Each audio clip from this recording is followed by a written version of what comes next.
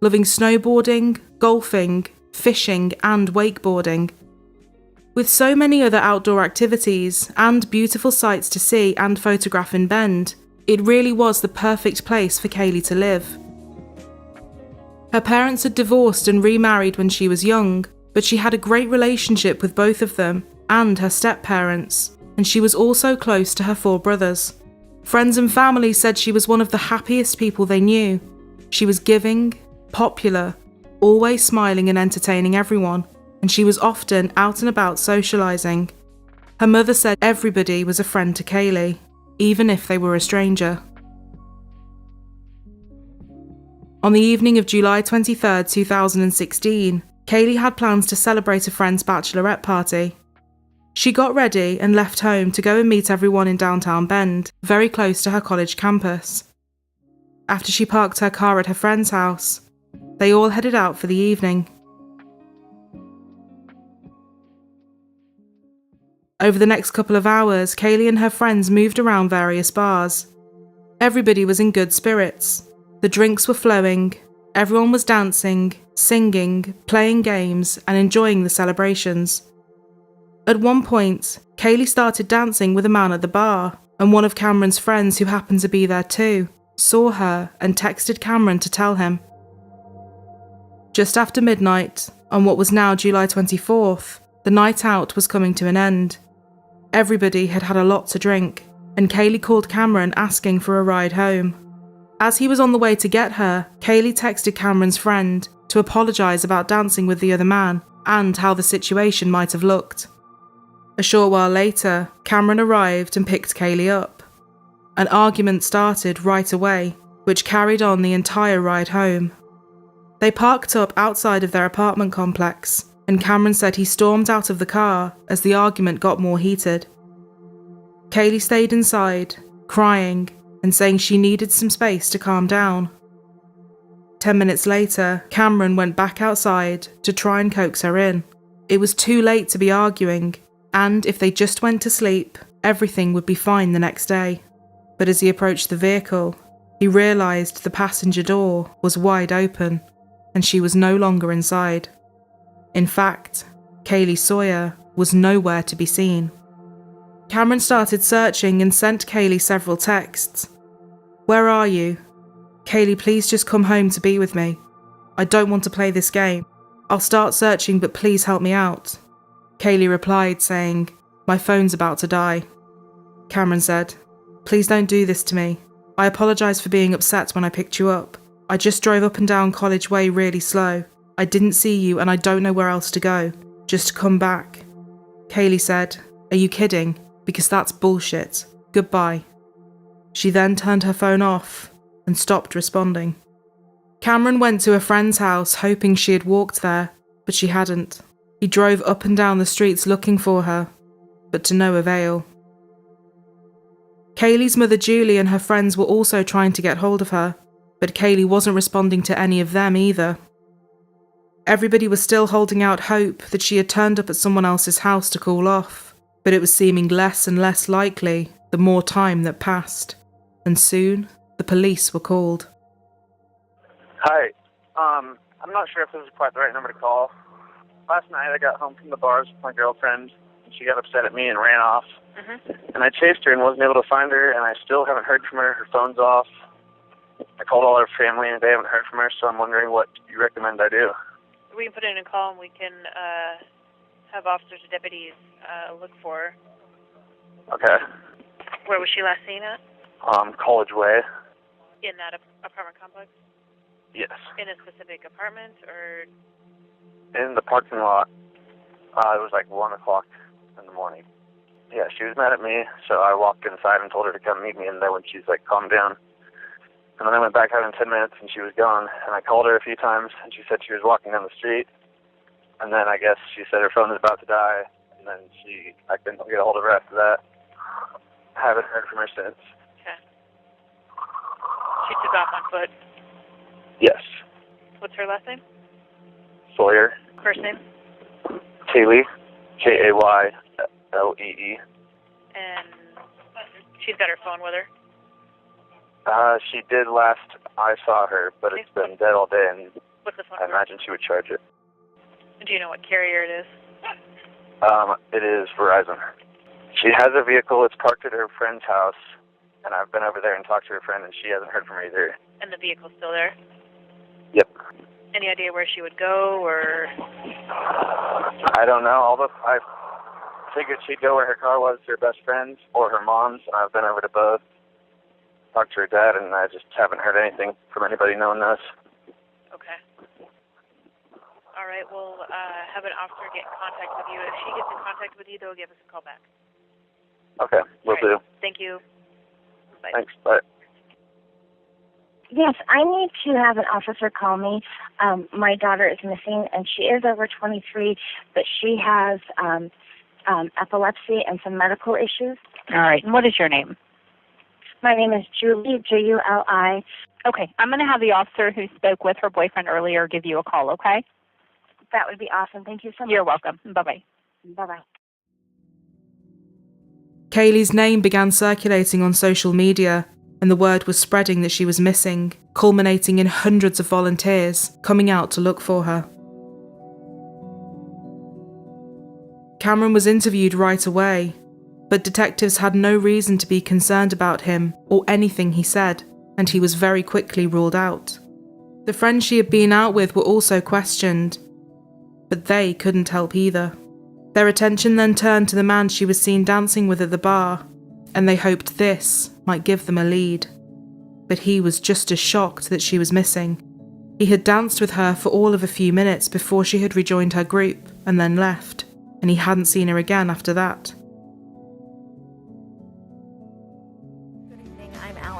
In an unusual missing person case has hundreds of Central Oregonians concerned and on the lookout. Bend police are working to find Kaylee Sawyer, and tonight Jennifer Wade spoke with Sawyer's parents. Jen, how long has their daughter been missing? Alex Sawyer was last seen early Sunday morning near her West Bend apartment parking lot, walking toward nearby Central Oregon Community College. Her mother says her daughter is very close to her family, and it's very unusual for them not to hear from her for 2 days. They say they are worried sick and just want to get their Kaylee back. She has four younger brothers who desperately want their big sister home. Missing 23-year-old Kaylee Sawyer has much of Central Oregon on the lookout. Thousands of concerned residents spent the day putting up flyers and sharing their concern on Facebook. And we just contacted everybody and said, please get her face out there. Everybody was definitely concerned, but Kaylee's mother Julie was far more than that. She said the second she heard her daughter was missing and not replying to anyone, she felt a shift in her whole body, and something was telling her that Kaylee was no longer alive. Officers started trying to find the location of her phone. Her phone was pinging all over the city of Bend, but sadly, this was confirmed to be an old iPhone that was still registered under Kaylee's Apple ID. It was now Monday morning, and Kaylee hadn't shown up to her shift at the dental clinic. Police knew they had to pick up the pace, and Kaylee entered law enforcement databases as an endangered missing person.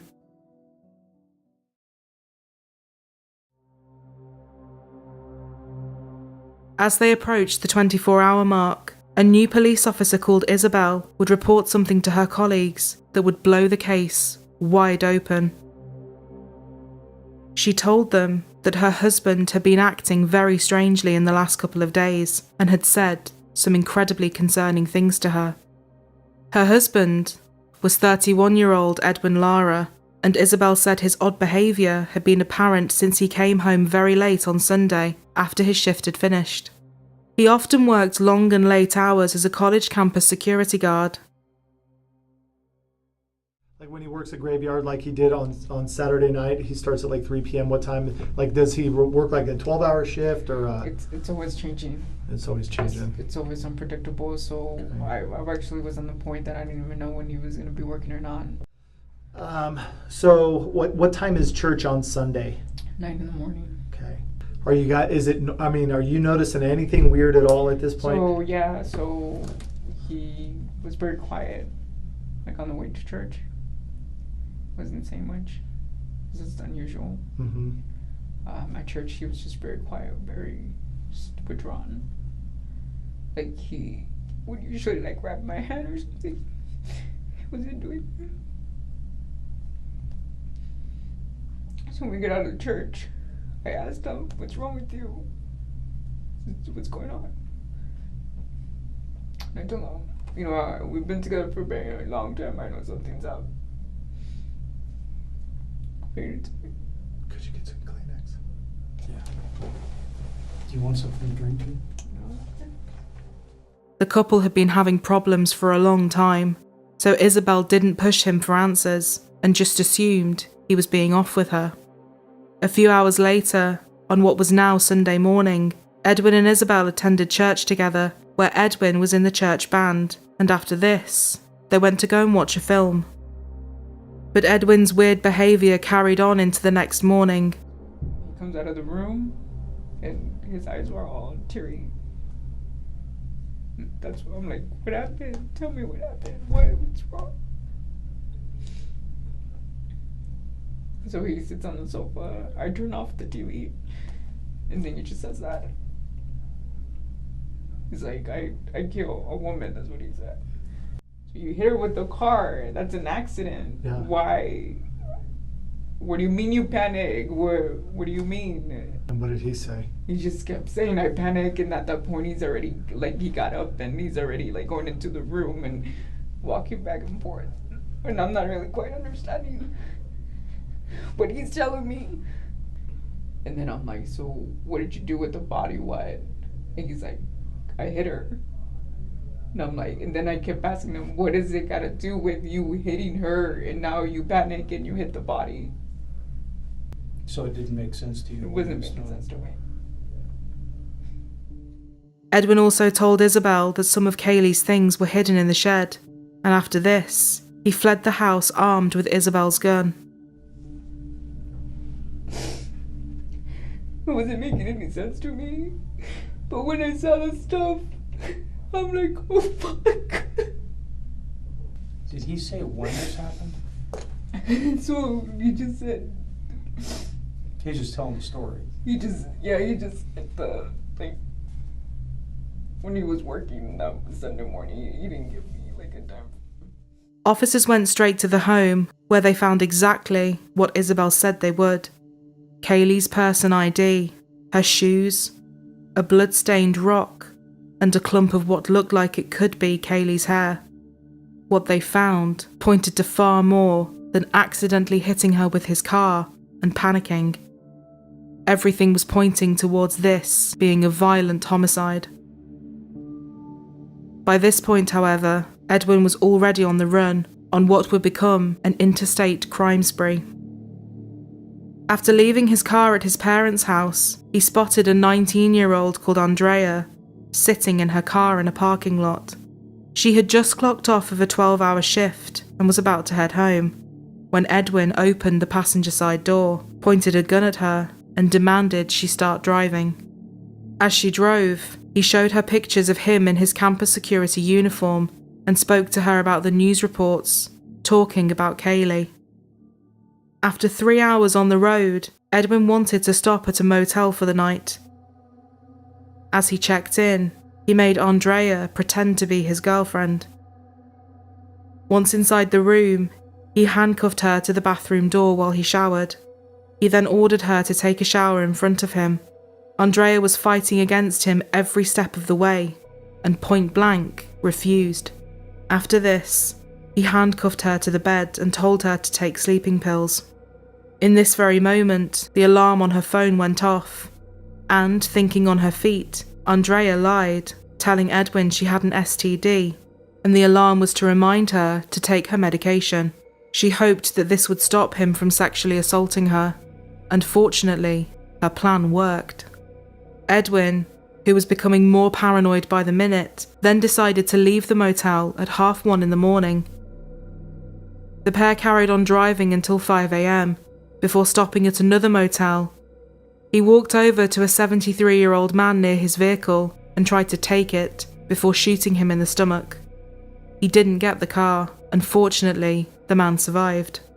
Edwin then fled with Andrea on foot to a nearby gas station, where he carjacked a 76-year-old woman.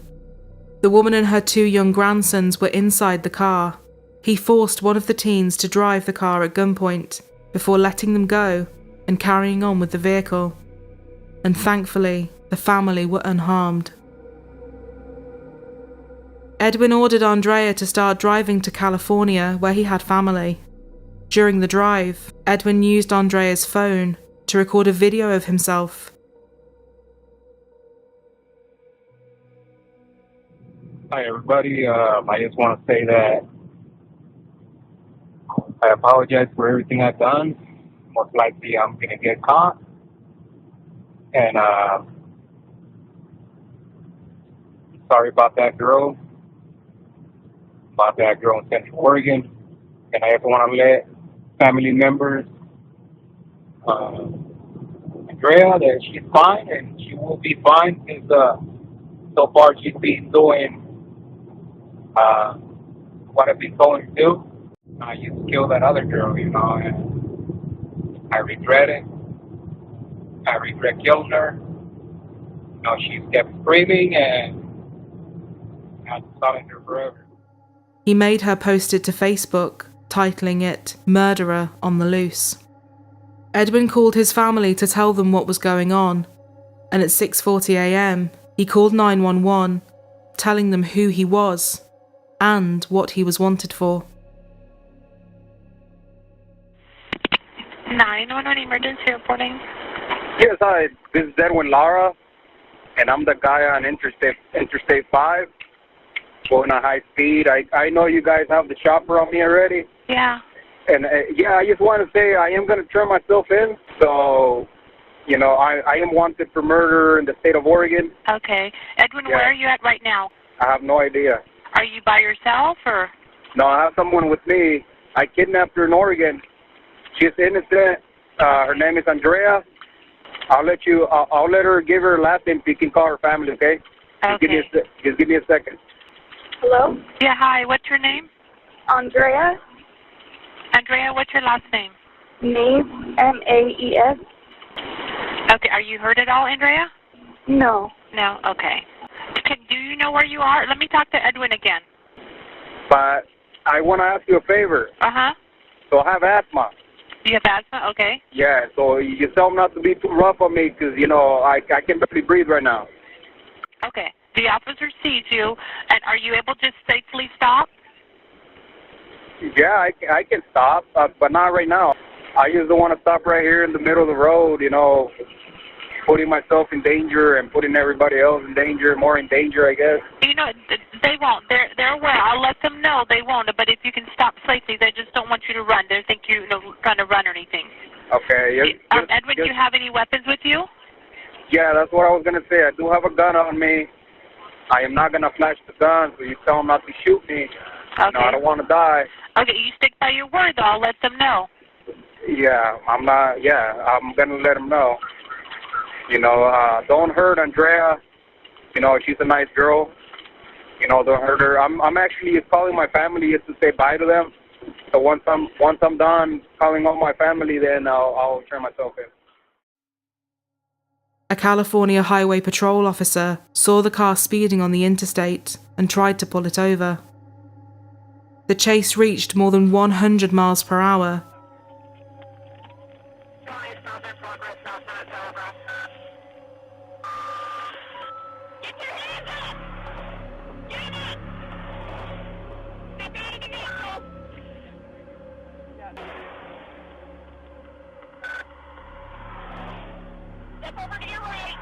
Before Edwin was eventually pulled over.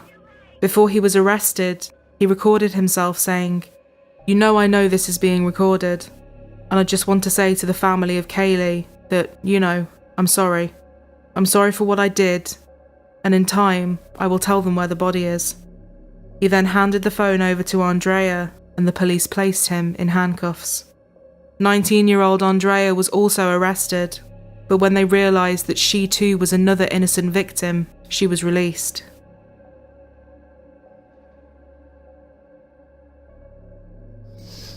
So, Edwin, at this point in time, I do want to let you know that the room is being video recorded. It's also being audio recorded. When Edwin was taken into custody, he told the officers the same story he had told Isabel, that he had accidentally hit her with his car, but said that he had then strangled her when she wouldn't stop screaming. Something which everybody agreed made no sense at all. Isabel, finding out stuff about you with your family and those kinds of things. I know you got a heart that's probably pretty heavy, and you want to tell us some stuff about the vehicle accident, and that's why we're here, okay? We have not been able to find Kaylee's body. Can you please help me find her body immediately before we start talking about anything else? The reason why I'm asking you that is I've done this a bunch of times. I want to tell you where the body is. Yeah. I do. And you know this man, not a man wants to do a map.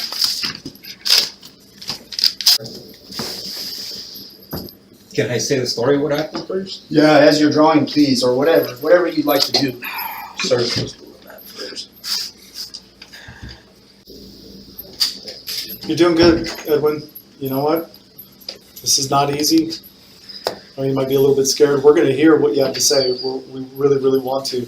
I'm thankful to you. I want to say that right away, that you hear what this man has to say and that you've got a heart inside of you. And I know, because I was in your house. I saw the Bible. I know you thumb through it a lot. I see that you've tithed for months consecutively. I know you have God in your heart, okay? And that's just not a trick. That's eternal, right? You know that. And I was going to turn south on College Way on the D4 lot.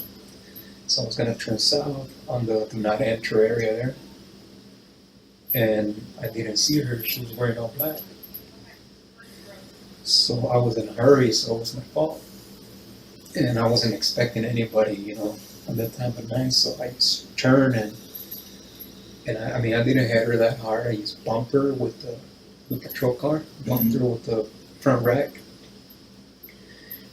And she fell down. And at first I thought, first thing I was, I killed her, but I didn't hit her that hard. So I got off the car and she was really drunk. And then she looks at me and then she started screaming. So I panicked and I just grabbed her by the throat. She was kind of heavy, So I just grabbed her and pretty much ripped everything off her, like her clothes. I threw her in the ditch. And then I went back home and I was like, okay, they gotta find her pretty quick. So I gotta move her and put her somewhere else. After this, the detective told him that it was for the best that he come clean, as he would only have to answer to God and repent his sins. Everyone who knew Edwin said he was devout in his religion and that it was one of the most important things to him. So the detective decided to use this knowledge to hopefully get a confession. Edwin finally started to tell the truth. So a couple things you need to understand, and we're finally getting to the real problem here. We really are. Is you knew she was never getting out the car the moment you shut that door. Well, let me finish. You need to let me finish, right? Immediately you go to give me your purse and your phone. Why knew she wasn't going to get out? She wasn't going to survive that encounter, was she? This is where it does not make sense. If your intent isn't already there to do some kind of harm or some kind of evil to her, some friggin' evil that's there, bro. It's there. You just gotta face it down, man. You can't cower away from it. You face that damn thing down right now. If you know the only way, if you don't have intent in her head, your thought is, I gotta keep that phone away from her because she's gonna call from help before anything bad's even happened. You've already made a decision. Am I right or am I wrong? Help me. So I made the decision that I have to silence her. To kill her. Let's be real. When you say silence her, you mean kill her. Is that correct? Okay. Because when did you make that decision? When she started screaming. Because she had seen my face. But you already grabbed her phone. You already kept her away from making a call for help or contacting someone. So you're already preserving yourself. So I'm thinking it's before. When you ask for the purse, I think you already know in your head, I'm going to silence her. I'm going to kill her. She honestly thought that I was going to do something. You were, man. And when that's the problem. Right now, you were. You absolutely At first I wasn't. Yes, you were. No. Kaylee had left Cameron's car and walked out into the night, and when Edwin saw her, he started following her in his patrol car. The conversation between the pair, if there indeed was any conversation at all, remains unknown. But somehow, Kaylee ended up in the back of the car and Edwin started driving. Police and Kaylee's family believed that Edwin had offered her a lift and she had accepted under the assumption that she would be safe with a security guard in the patrol car. Students leaving clubs or bars often received rides home from the campus security, so this would likely not have been unusual or alarming. But as soon as Kaylee got in, she was trapped. The doors wouldn't open from the inside, and she would have been completely helpless. It wasn't long before Edwin started demanding that she have sex with him, and when she refused, he strangled her until she was unconscious. She was then driven several miles out, where he strangled her again and smashed a rock against her head. He then raped her. Kaylee was still alive, and Edwin grabbed another rock and hit her in the head and left her body there. It is unknown whether she was still alive at this point, which is a truly horrendous thing to contemplate. After this, he drove back to the college campus where he changed cars, and drove back later in an attempt to conceal her body. After he told them everything, officers went to locate the first car that Edwin had been driving when he went on the run, and inside were some handwritten notes, one of which read, "The place I killed her is on the B12 lot. Run her over on College Way." And another which said, "This note is to say that I am sorry for taking her life." It was after this that near a canyon off of Highway 126, the body of Kaylee Ann Sawyer was finally found.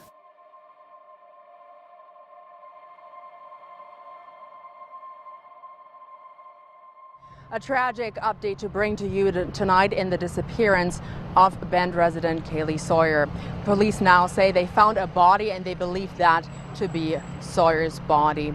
Now, Edwin Lara has been arrested yesterday in connection with this. Edwin Lara is a 31-year-old Redmond resident currently employed at COCC working as a part-time campus public safety officer. We've recently learned that Lara's wife, Isabel Pons Lara, as I mentioned, is a Bend police officer who yesterday morning reported her husband's potential involvement in this. Despite his confession, Edwin Lara pleaded not guilty, and the prosecution announced that they would be seeking the death penalty.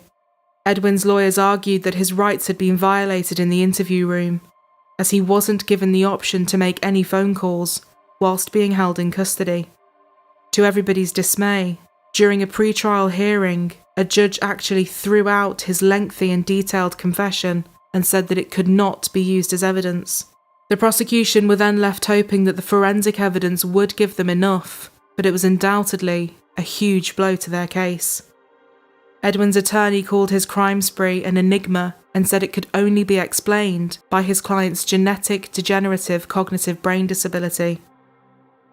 The prosecution said there was no doubt he was a potential serial killer and psychopath.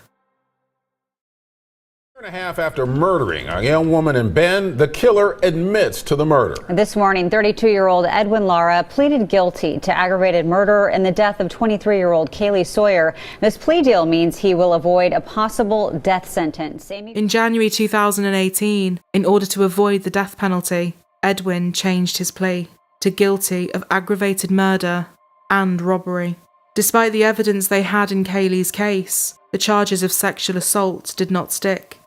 Although Edwin had pleaded guilty, he did not plead guilty to sexual assault. The county district attorney spoke with Kaylee's family and told them that their main goal as prosecutors was to put Edwin away for life, and pushing for a sexual assault conviction as well might complicate the trial and jeopardise the chances of getting a life sentence for murder. Her family begrudgingly agreed. Number one, to have our Kaylee back with us, alive and well, and pursuing her life. Number two, I'd wish to have this piece of garbage, the defendant, sentenced to death for what he's done to my Kaylee. And number 3, I wish the court system in the state of Oregon would just hand him over to me and allow me to administer the death sentence. Kaylee's mom also spoke today, calling Laura a monster. More family and friends will speak later this afternoon. The judge is expected to sentence him later today or tomorrow. And with this, Edwin Lara was given a life sentence without parole for the murder of Kaylee Sawyer.